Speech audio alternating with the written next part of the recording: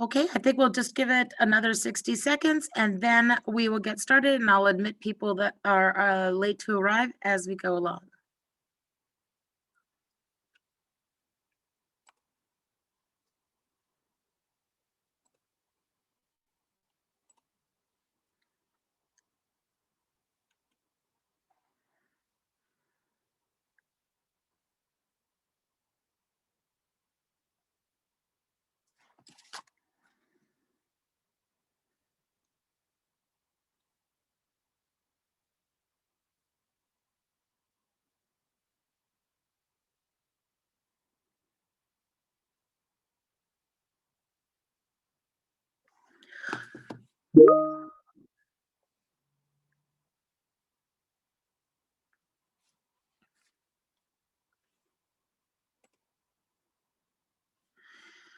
Good day, everyone. I am just going to reach out to Clinton to say, Clinton, are we ready to go? And I will go ahead and begin our presentation today. Welcome. Thank you so much for being here this afternoon. Can everyone hear me? Can I get just a hands up to say that I am being heard? Awesome. Thank you. So good afternoon. My name is Tara. I'm Member Relations with the Chamber of Commerce.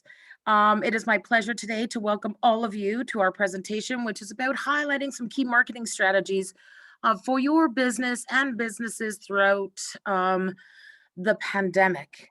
I'd like to begin by acknowledging that the City of Thunder Bay resides in the Robinson Superior Treaty and has been built on traditional lands of the Ojibwe people of Fort William First Nation. We also recognize the contributions of our Métis citizens. Just as a housekeeping note, so everyone is aware, we have 3 presenters today, which I will in a moment introduce. We'd like it if, in terms of any questions that you might have, if you could drop those questions into the chat feature, and I will do my best to pose those questions to our presenters at the end of the presentation. So if you could do that. In the event that, in an attempt to respect everyone's time, if there is a situation where we're running a little too over time, what I might do is take a screenshot of your questions and our presenters will make an effort to, our presenters will make an effort to answer your questions offline after the presentation. So I'd like to begin by just chatting about our 3 amazing presenters today. So you know a little bit about them. We'll start with Kassandra Arsenault. Kassandra is a new to the entrepreneur space. She has graduated from psychology and business and digital marketing. She spent a lot of time working with local businesses and felt that it was a perfect way to learn the ins and outs of business, how businesses function, and how to create effective social media to help businesses grow. So from there, she decided to become an entrepreneur and start a social media management business called Konnect, appropriately called with a K.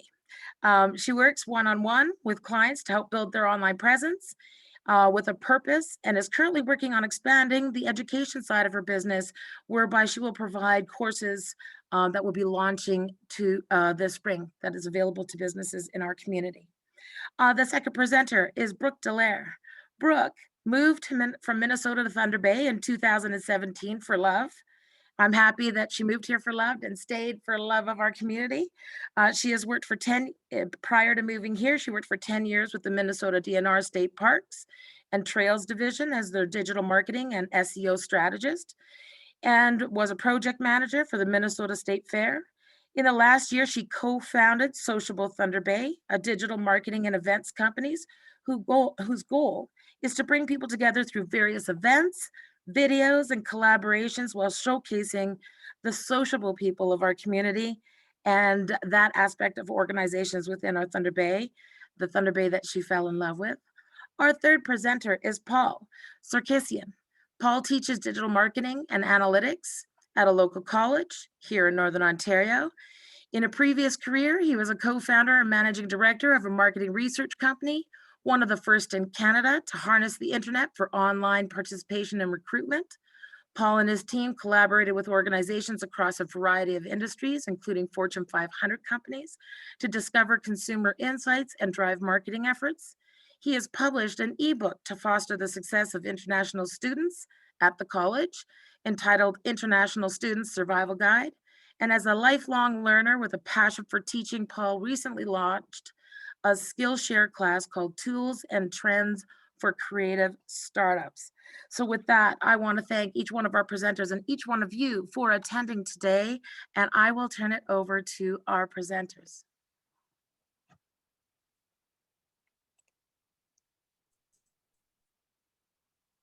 Excellent. Thanks very much, Tara, for the introduction, and to the Thunder Bay Chamber of Commerce for this great opportunity. I hope everyone's doing really well on the call today on this Thursday, and really appreciate all of you spending some of your lunch hour here with us. Another Zoom meeting. Hope it will be worth everybody's time. And as I get started here on the background, I'd like to just share what brought about this desire to try and figure out what is going on in the marketing space during and after the pandemic. During one of my classes over the fall and in the winter, we had an opportunity to actually talk about how marketing is changing and what some local businesses are doing in response to the pandemic. And I know that in my situation, when I was teaching and things moved online, I thought to myself, okay, let's get through this. It'll probably be for one semester, and then we get back to the classroom. And now, lo and behold, I'm teaching, more online now than I have in the past. And, I thought, I can't be alone in this situation. Someone who was thinking to themselves, this will pass quickly. And so I did a few things. I adjusted some of my delivery and was trying to get a better grasp on what's happening online with my students. And then as we were talking about businesses, this led to the whole pandemic marketing area, because all of us on the call here want to help businesses to become successful during and after the pandemic. And all of the articles I've read are suggesting that things really won't go back to what they were before. So there will be sort of a new type of normal, if you will, for how consumers are behaving. And as we get into the summer and the fall, there are some opportunities there for all of us. And this is primarily geared towards small businesses. And I was thinking about the different divisions that you have in sports. Some of you may have kids in sports, or maybe play in organized sports, and that there are divisions for age group and skill level. Well, in business, there isn't that type of different playing field, right? With big business, we're all here, big business and small business. And as a previous small business owner, I can really sort of appreciate what's going on and in your shoes to try and navigate through this and get to the other side. And I see and I've read about the big businesses out there making strides in their online sales. They're getting ahead. They've got teams of people to help them with this. And as a small business owner, that's usually not possible. So that's sort of the genesis of what led to this. And we'll get started on some of these reputable sources as I was checking out the literature. So we'll move on to the next slide. This is an organization that does a lot of research based in the United States. And I was checking them out for what they're actually saying about the restaurant industry. And so this may not apply to everyone on the call, but what I would encourage you to do is think about your industry and your business and how these things might apply. Now, just a note about the research. It is, I believe, beneficial because we can see what has been done, and they've checked things out through surveys, and they've looked at different reports, and then they're telling us this is the current situation, and it should continue. But the really fascinating thing about the pandemic is it's very hard for us to try and figure out what will happen when this is over, because the change has been quite drastic. So I would take this and see how it can apply and if it makes sense to your situation. So the first point there, and it's probably no surprise to any of us, home cooked meals are becoming the greatest competitor to restaurants when we depart from the pandemic. So, as the pandemic ends and we can go out to eat, a lot of people have the routine of cooking, and we see the YouTube videos and the videos posted on social of family members baking and cooking together. So some of that will endure. Now, when consumers dine out, the research is telling us that they'll look for healthier or higher quality restaurants. So that's something that is interesting for us to consider. And the one thing when we look at local businesses, the huge differentiator there, I believe, is on the service side. So really competing on service. Now, online tries to do that. Now, in my opinion, in-person service, when it's done to a really high level, it's out of this world. It's very hard to compete with it when it's done online. So that can be a huge differentiator. Now, after the lockdown, some consumers, not surprisingly, will continue to order food using apps. So they've really gotten used to the deliveries, ordering from those apps. They've been growing tremendously over the last year. Delivery and curbside pickup also are very much likely to grow after the pandemic. And we'll move to the next one. Thank you. McKinsey & Company, one of the think tanks out there, is telling us that digital shopping is growing. And this is especially through social channels like Instagram. Recently, I checked out on my Instagram feed a local cafe / bakery that was offering a cronut. Looked amazing.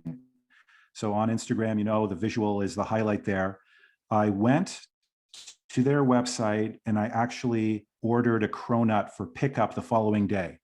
Now, if a year and a half ago you told me I'd be ordering like a baked good online for pickup the next day, it would be unbelievable. But that's actually what's happening.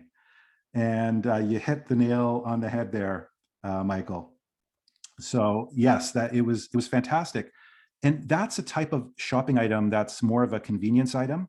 So we're not likely to think ahead, but we're being trained to now, right? When we're out, you see a Tim Hortons or you see a local place and you stop by. Now what we're actually seeing is people thinking ahead and planning ahead. So that's actually an excellent opportunity as well. So the businesses that have been hard hit by this, especially okay, I'm out, I'm going to work, I'm dropping the kids off. When we're at home, we're not spending the $2 or $3 to just grab something quick, but we're being, as I said, it's becoming more and more common to look at these things from a different way. The other thing people are spending money on is the home nesting. So, your home office, making it a little nicer. I know myself, teaching from home, I, tried to make things a little nicer, picked up a bit of gear. So there's money being spent there. So other than groceries and household supplies, we're seeing that people are spending on entertainment and home nesting. I saw a quick article that in Southern Ontario, apparently the pool contractors, the swimming pool contractors are like booked solid. That was insane. It was hard for me to believe that, but this is spending, a lot of money. And that's coming out of something else, right? So maybe people won't go on vacation as often and they'll say, okay, let's make our backyard, let's invest, 50, 60,000 in our backyard and we'll kind of hang out at home now. And we'll see this, I think, for a certain amount of time after the restrictions have ended. Now, with travel being so limited, local neighborhoods definitely have an opportunity, according to McKinsey. So we're seeing that. And I think it's great. The trends all point to that. People love shopping local. Local businesses have been doing well. We were talking about this in class, how surprised we were. I shared an article with students about the number of small businesses that have started during the pandemic. And there's a lot of them. And I'm sure you know of a lot of local businesses in Thunder Bay that have also started during the pandemic. So there is a great opportunity there. Now, in terms of the generations, you've probably heard about millennials and Gen Z. So just describing these cohorts, millennials are getting into the early 40s. Gen Z is kind of from the school age up until 24 or so. So that's those two are really important generations for us to look at. And they're more widely using the technology with contactless activities, curbside pickup, self-checkout, all of those things. So for myself personally, heading to the Canadian Tire, I actually enjoy the curbside pickup. I think that's something that will continue to stay. Someone who kind of gets lost in a hardware store, if I can go online and I only need two things, being able to pick that up is a real benefit. And I was actually talking to my wife as we were going through and we were all lined up there on Arthur Street. This is going to change the way that new buildings are constructed. They'll have an area almost like a drive-through, like you would at a Tim Hortons or a McDonald's. It'll change because people will want that curbside pickup, and the actual physical, the way that the parking lot is set up is not geared toward that. So we'll certainly be on the lookout for those things. So that's McKinsey, and we'll head to the next slide.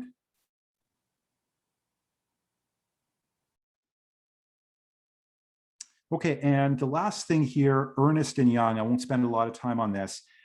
They did some research across the globe, but this is specifically for Canadians. We can see on the left, these are the segments during the pandemic, according to their research. It was done just under a year ago. And then on the right, we see what they believe is emerging after the pandemic. So on the left-hand side, we can note there the save and stockpile. So they're the ones who are looking at doing as much as they can to kind of, get the goods that they need and to get into that kind of mode. We've got the stay calm and carry on at about 25%. On the after side, the get to normal is the one that I find interesting, 28%. And typically these are over 45-year-olds that are doing this. And on just going back for a second, the hibernate and spend during the pandemic, those are the younger generation. So millennials and Gen Z are kind of hibernating. They're very optimistic.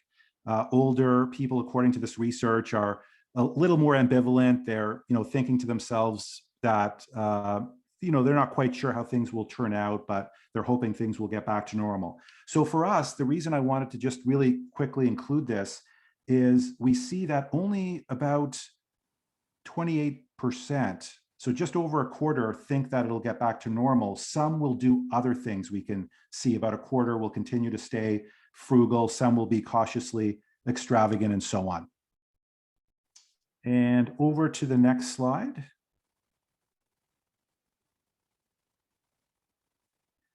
So this is the 4 C's of pandemic marketing, and very shortly, Kassandra and Brook will be joining me here. What practical steps can we take tomorrow? So the 4 C's of pandemic marketing really take on the 4 P's of marketing. So let's head to the next slide. So the first C here is cleanliness. And in just a couple of minutes, we'll actually have the digital cleanliness. So that's a really interesting approach. This is the physical cleanliness.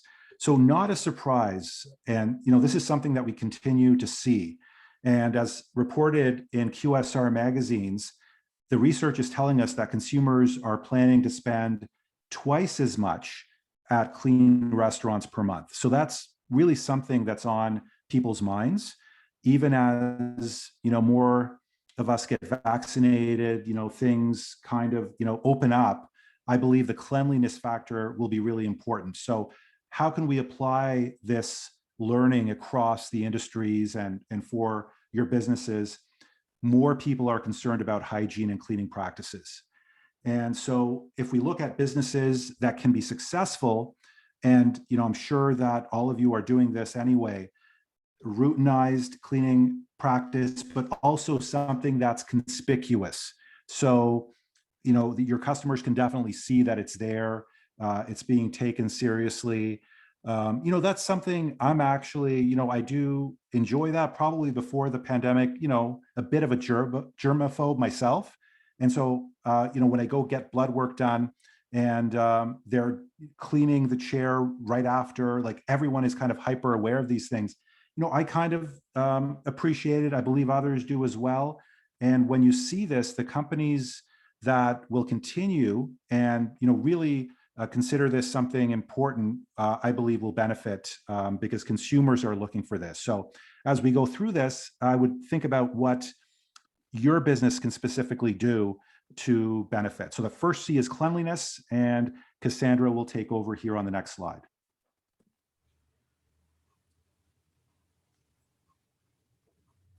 Hello, everyone. So cleanliness in terms of social media, it's super important to keep your social media platforms clean. A lot of people go to social media platforms to find hours of operation, location, if you're open, what your COVID restrictions are, all those kind of things.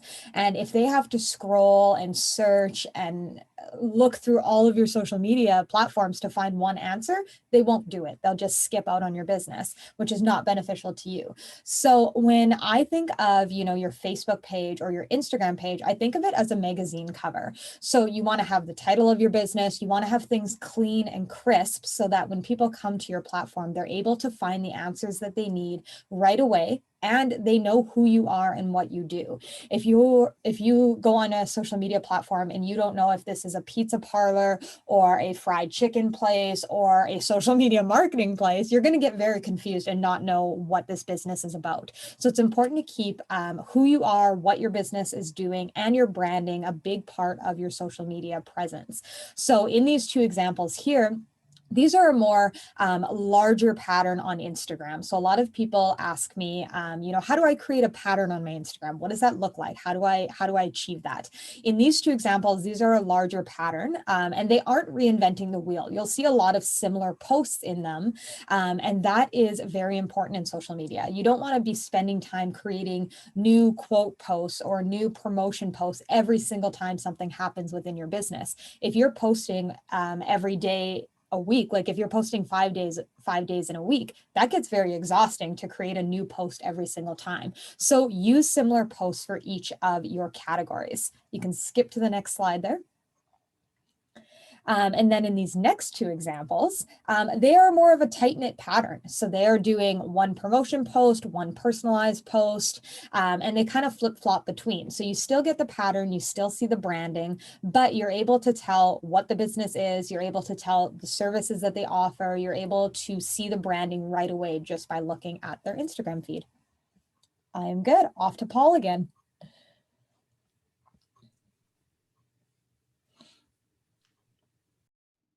Thanks, Kassandra. So on to the second C, which is compassion.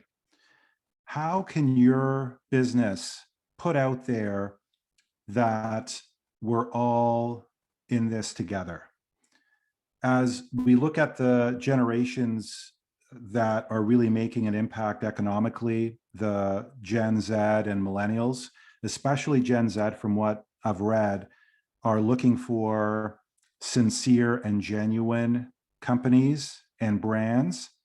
I read an interesting article the other day from a big company marketing officer, just talking about the things that can be done to help. And again, he highlighted the authenticity part of it. The marketing aspect of it is one thing. Being authentic and compassionate as well is, something else. It really shouldn't be used for marketing purposes alone. The pandemic is affecting people differently. And, that's just a fact. And it is having a disproportionate effect on some of the lower socioeconomic groups, according to the research, especially at the start of the pandemic. I don't know about most of you, but, I could sense out there when you're, at the local grocery store, people are stressed. Things now, I don't know, maybe I'm just getting used to it myself, the stress, but or people are internalizing it, but it's still there, right? It's sort of hanging over top of us a little bit as we continue. But some people are doing well. Some people are actually saving money. Others are getting into debt, especially with small businesses, and hanging on and looking at, you know, the opportunity that's just on the horizon, just around the corner. So again, according to McKinsey, on the compassion front, a company or a brand's response during the pandemic will have a huge impact on whether consumers continue supporting that business when the pandemic ends. And so that's what the research is telling us. And especially with some of the younger generations, it's important to show that compassion. So in terms of our approach, with the second C here, what can be done with our businesses? You know, I would, again, going back to the first question on the slide, how can this be demonstrated? Doesn't have to be a huge thing, because I believe small kindnesses every day can make a big impact. And now we're heading to the next slide and over to Brooke. Thank you, Paul. Okay, I'm gonna have Clinton start with this video, and then I'm gonna just say a couple things about it. I think that this video does a great job kind of showcasing a couple things that we just talked about in the last two sections. So go ahead, Clinton.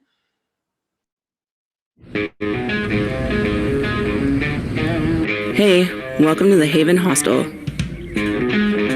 We have beautiful private rooms, rooms for groups and families, and for the individual backpacker.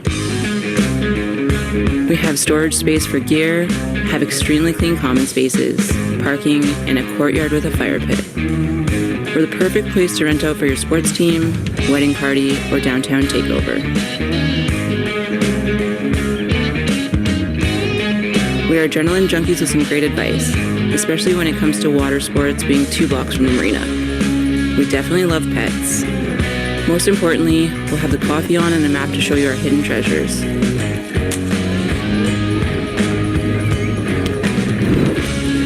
Things have changed a bit since 2020. Maybe it's all for the better.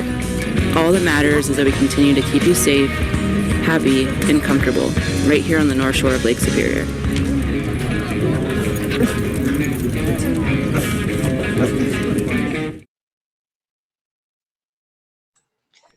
So that's Holly with the Haven Hostel, and they did a great job, I think, showcasing right off the bat, if you notice, the cleanliness and COVID precautions that were part of that video.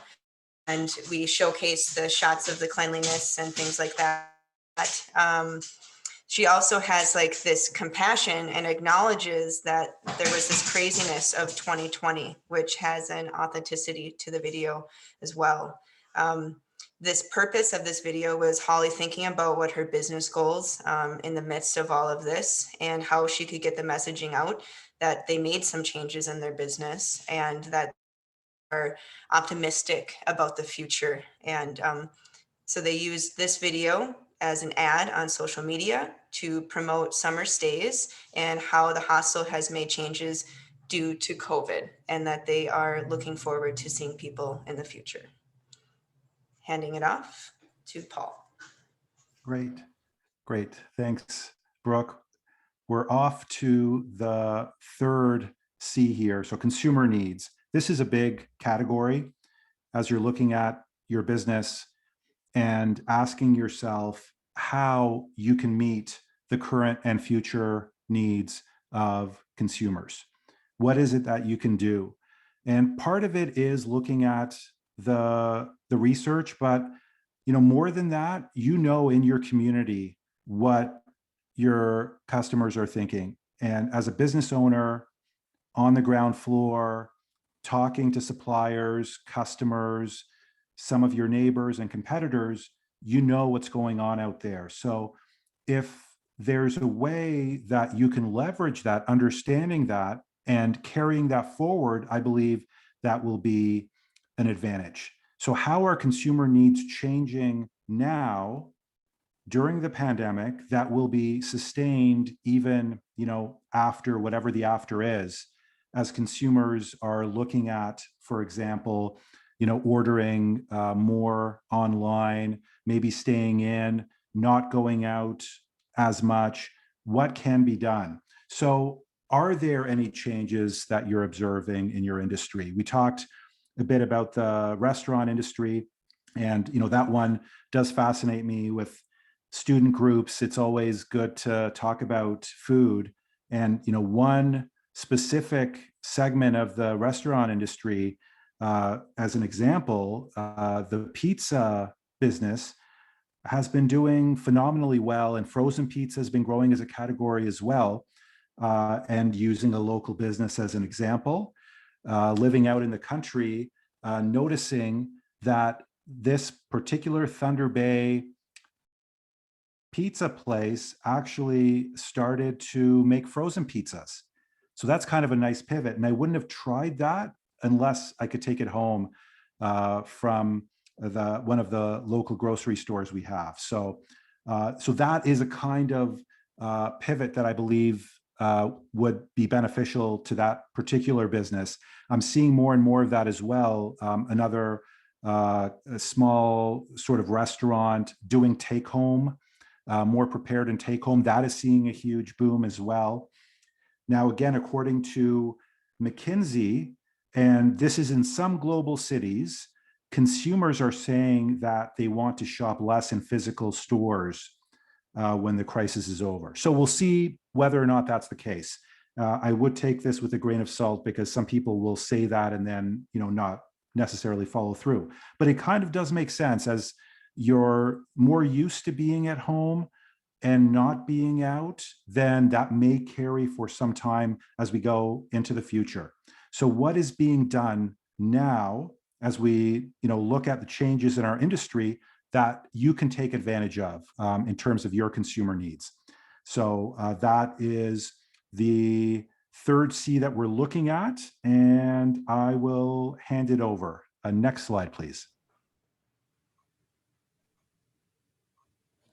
Okay, so we have all heard of e-commerce. We have all heard of online shopping. I'm sure the majority of us have ordered something online at some point in our lives. And like Paul was saying, with this pandemic, a lot of businesses have had to move online, whether they were ready for that or not. They had to move online in some capacity. So the phone book is kind of a thing of the past. I mean, I grew up with a phone book. We still have a phone book in my house, but a lot of people are advertising and putting their business online because of the quick accessibility of it. I can pick up my cell phone and ask, Google, where is the nearest pizza place to me? Or where can I order boots? Or where can I get this? And Google is right there, ready to go. It has all the answers for me. So that is a huge opportunity that gets missed out if you haven't put your business online. Google My Business, that should be the bare minimum. It's free to do. They send you a postcard. Everything's legit. And it's a perfect spot to put your address. Even if you don't have an address, I'm an online business. I don't have an address, but I'm on Google My Business. It has my reviews. It has my hours of operation, my website. It's just a spot so people can, if they are looking, in my case, for social media management, they can Google it and my name will pop up along with other people in my industry. If you aren't able to build a website, I can't build a website. I am not a website girl. I'm a social media gal, but that's okay. That's an opportunity to look at grants and opportunities like that so that you could hire someone to build a website for you. Now, people think websites are huge. People think websites are like 50 pages and it's going to cost $1 million. But there are businesses out there that have small businesses in mind, and even just having a landing page with who you are, what you do, your hours of operation is better than having nothing at all. Another big thing that Paul was talking about is Instagram shopping. Instagram shopping, Facebook shopping has become a new thing in our world, and people are using it more than ever. And so if you have physical products that you're able to sell directly on Facebook or Instagram, that's a great market to get into, because people don't now have to go to your website or go to your store or go anywhere else. They can just do it right from their phone, and it's very convenient for them. So if you are in the online space, bravo, you're moving forward. But if you're someone who is scared of this online space, we're here to help you. So feel free to reach out, because we can get you to where you need to be. And next slide, I think, goes back to Brooke.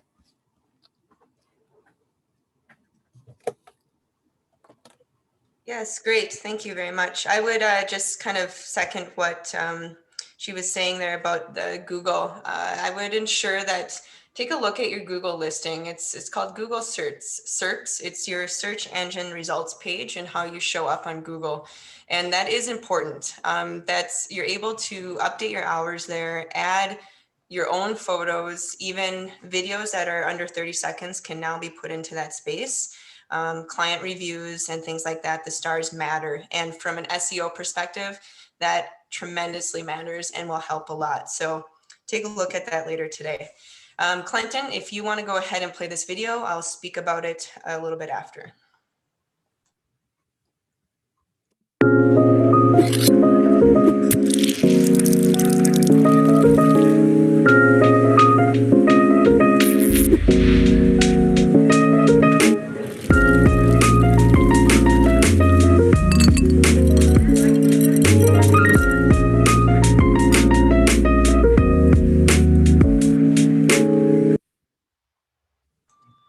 So I have to give some props to Bay Village because they reacted early on in 2020 when things kind of were first happening and approached us to build them a new website and at the same time create a new POS system, which would integrate with an online ordering system to work better with their car hop service.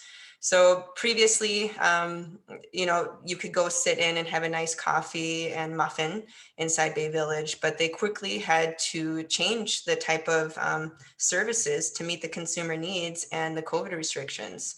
So they implemented the car hop service, and alongside with this new POS system, they used this video to help launch and promote the new website and online ordering system, which allowed people to order from their home and be able to pull up and get their coffee right away.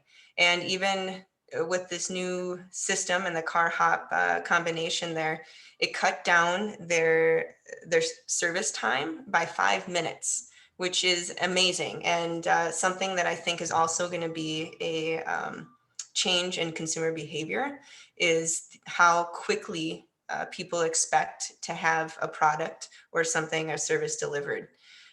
So they used this video to help promote the new website, and you'll see how the brand kind of carries through the website as well as the photos that they use on their POS system. We did product photography for the online ordering, so they all look the same. And this carries there's a header, banner, video header on their website that is also used, and they continue to use this over and over because it's an evergreen ad. They're going to serve lemonade every year, and it is quite delicious. So I highly suggest trying it. Okay, that is it. You can move on to the next one.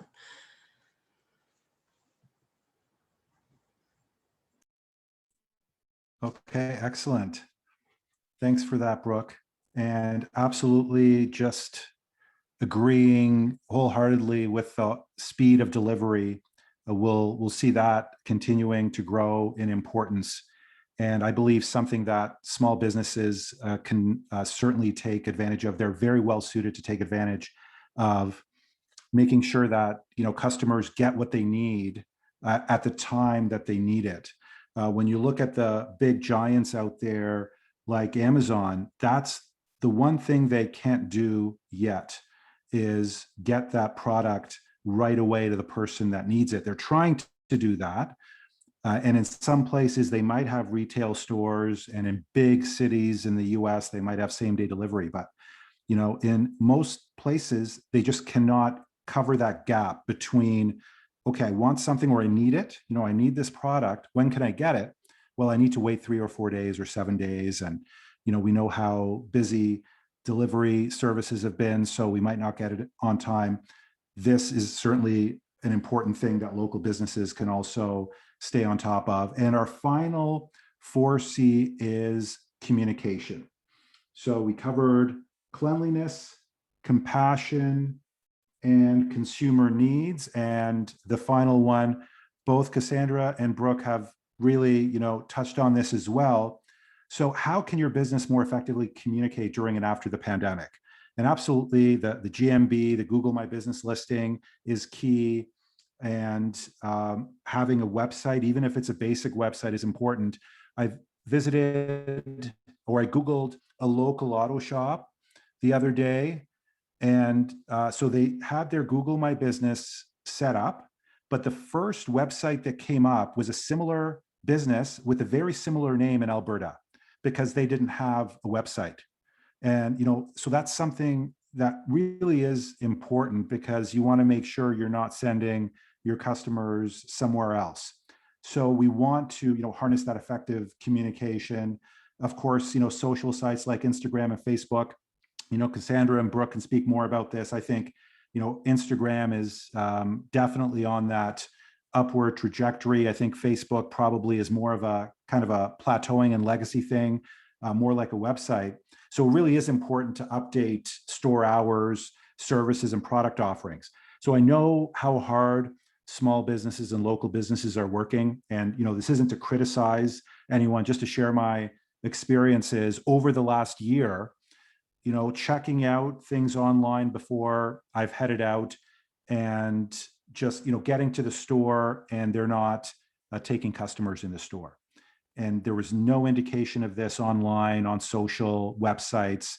Another place, a popular, one of my favorite places to go in town, checking out, it was actually a menu on Instagram, and ordered something, or was trying to, and that was an old menu. So, those things should be updated. And it's important, obviously, to do that, to make sure that customers know what to expect, especially now. So some of you may have felt the same way that I've felt, especially at the beginning last year when this all started. Like, I had to learn things over again: where to stand 6 feet apart, don't go up to the cash yet, wait, we're wiping the conveyor belt. It was very unsettling for me personally anyway, because something you're not used to thinking about, right? You just go somewhere, you pick something up, you're on autopilot. Now it's like, okay, wait a second. Is there a lineup outside? How many people are inside? Do I need to wait? You need to be kind of more hyper vigilant. There was actually a business I read about. This was probably last year. They actually started during the pandemic to make small little traffic lights, sort of, for retail stores. So red means don't come in, yellow means you might almost be ready, and green means you can come in. And I thought, wow, this is something that this business has invested quite a bit in to manufacture it. So they think that, things are in a way going to kind of stay perhaps, off and on with limited in-store capacity. So the communication piece is really important. I think we can find a better way to communicate as well. I don't know what the rest of you think, but, how many of us really read all of the, the 4 different signs that are up on the doors, right? It's hard to kind of get through all of them. We know for the most part what it's saying, but, time and again, you see people sort of going through the exit, not really doing what they should. And again, I don't believe this is really, it's learning something new, right? So I'm not blaming the customers or the business owners, because it is something new. So how can we communicate in a way that makes people feel like, they're part of the solution, they want to be there, they're not kind of being herded from one place to another, and they know what to expect. So I think that's the big one, is sort of knowing what to expect. So that is on the communication piece, and heading to the next slide.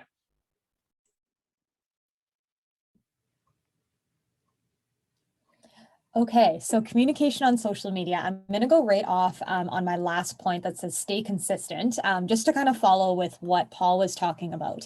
I have seen businesses that haven't posted on social media in months, and that makes me question if they're open. So number one, stay consistent on your social media platform. Oftentimes I get asked, how many times do I have to post a week? Or how many times is the right amount of times to post? And the answer is stay consistent. So if you as a business owner know that you can post 2 times a week and that is absolutely it, you are maxed out, you're like, that's all the energy I have, that's all the time I have, you have 2 times a week, post 2 times a week, Monday and Thursday, Saturday and Sunday, whatever it is, figure out a schedule that works for you and do that consistently. Because if you post, you know, you're all excited, you're like, spring is here, I'm going to post, you post something, and then you don't post again until September, people are going to think that you've gone out of business. They're not going to know if they should come visit you. They're going to be confused. So stay consistent with what you're posting. Also, in terms of updating your hours, your location, some businesses have moved all their stuff online. So if you've done that, let people know where to find you, what the COVID restrictions are, the operation. Tell people all of that kind of stuff. You can even pin a post on Facebook to add it to the top. So when someone comes and sees your Facebook page, right away they see the new COVID rules so that they know, okay, you're open 9 to 5. We have to wear a mask, obviously. We have to do this and that, just so that they know what's going on and they feel comfortable within your business. Also, social media is important to tell your story to your customers. As business owners, we get caught up in our own business and we are running it. We are doing the things that we need to do from day to day, but some people who come into our business, they may not know our story. You know, why did you start your business? How did you start your business? Was there struggles involved? Maybe they're looking to start a similar business. There's so many different things that you can share. And Brook does such an amazing job through video of sharing those stories. You know, we have a new product. This is what we're doing. This is why we started our business. So share your story, whether that's through a beautiful video or that's through, you know, a live feed on your Instagram or a post, a picture of you. Tell people who you are. Tell people the face behind the business. Social media allows people to be constantly connected to your business. And in a time where we feel very isolated, connection is so important. So these networking events like this, being online, seeing my friends, my business friends, I have my personal Instagram, but then I have my business Instagram, and that's where I can talk to other business owners and see what they're doing, see how they're feeling. I can talk to my customers very easily and quickly through that. Social media also increases your brand awareness. So like we were talking about, phone books are a thing of the past. And so people want to know if they're looking for a driveway paving service, they're going to throw that into Google. And if you come up, hey, guess what? Now I know your business is around and I know that you offer that service. So it's important to increase your brand awareness, and social media is the perfect spot to do that. And the last little point I want to make on this is to be social on social media. We get caught up in what other people are posting and what our competition is doing and how do we get more followers and all these things. But slow down. Social media was created to build connections and create conversation. So let's bring that back. Let's keep connecting with people, whether that is through a video on your stories or you're commenting on other people's platforms, messaging people, whatever it is for your business. And that will look different for everyone's business, but stay connected with people and have conversations, genuine conversations with people. I like to do a 20-minute check-in on my social media platforms. I mean, I'm on them pretty much all day. But if you are someone who's like, I got to run my business 9 to 5 or 10 to 2 or whatever it is, if you have 20 minutes in that day, whether it's first thing in the morning, lunchtime, at night, give yourself 20 minutes, comment on people's posts, engage with your audience, and that will help you organically grow your social channels and customer service. And off to Brook, I think. Okay, great. I'll go through this one quickly. Can you please play this video, Clinton, and then I'll say a couple things about it.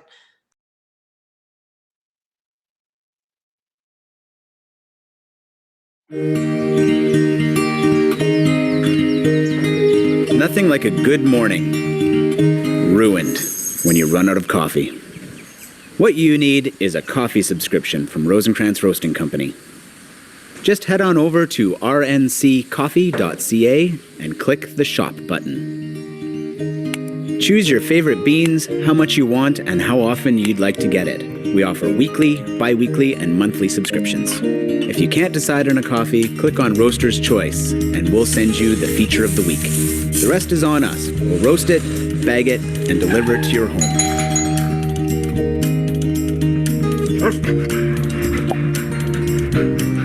See you next next week.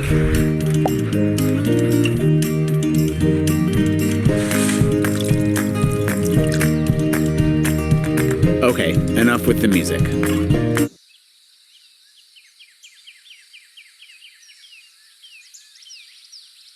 Oh yeah, and we also have a slogan.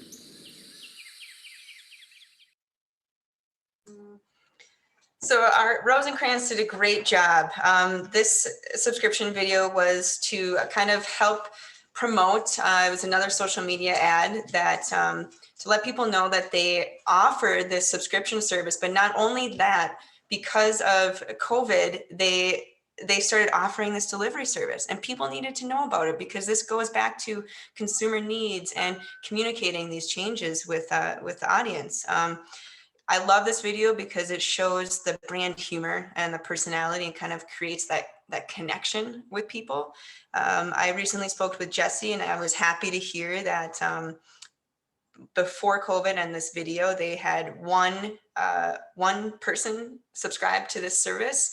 And after the video and since COVID, they now have 75 subscriptions, and each time it posted, they get a couple more subscriptions. So that's awesome to hear, and just another example about communicating your changes and answering consumer needs. Next slide. Okay, and you can play this one, and I'll speak to this one quickly as well.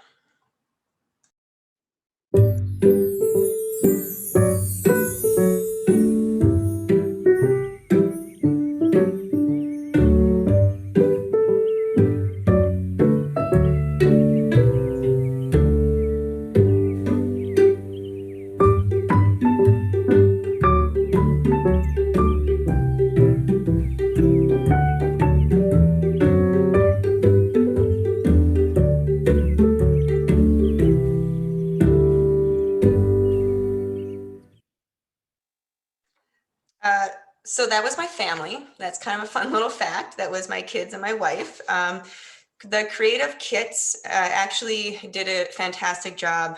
They had to completely change their business model. They used to hold in-person paint nights and paint sessions. And when COVID hit, they needed to change drastically, and they started creating DIY paint kits. And now they had just bought a brand new building and moved into a bigger building. This video specifically was released and planned for Family Day weekend in response, because I think we were in lockdown at that time. So the purpose was to kind of give family and people something to do, which is a consumer need. And it was a communication around that they had just launched these new specific series of those Under the Sea, I think was the series there. So it kind of was a twofold thing there, but I think it did really well, and they're doing great. So just another example there, and thinking about how you can align your communication and your business goals and let people know what's happening. Next slide.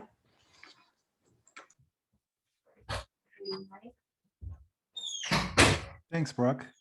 So just wrapping things up, being mindful of the time here. So the final thoughts as we exit the presentation and look forward to some questions.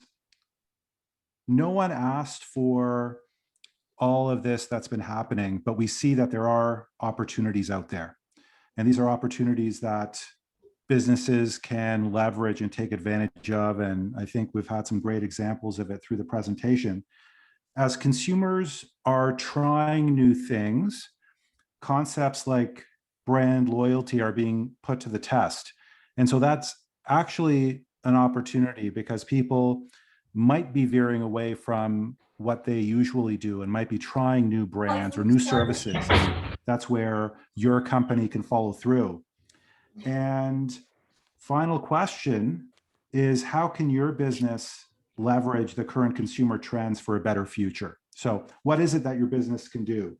So we're hoping that this is something that will be beneficial to all of you, something you can act upon. We're really grateful for your time and this opportunity, and we're happy to hopefully entertain some questions. So thank you. Hello, everyone. As I indicated earlier on, if you want to submit any questions you may have through the chat, I will pose the questions to our presenters.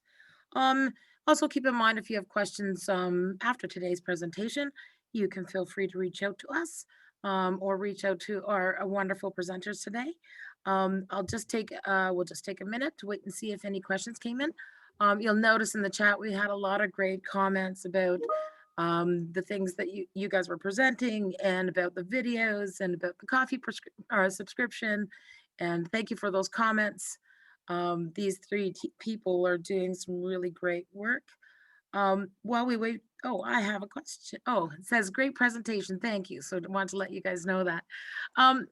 For me, it was a wonderful presentation to see all the tips, suggestions, strategies in areas of opportunity that you guys, all three of you had highlighted.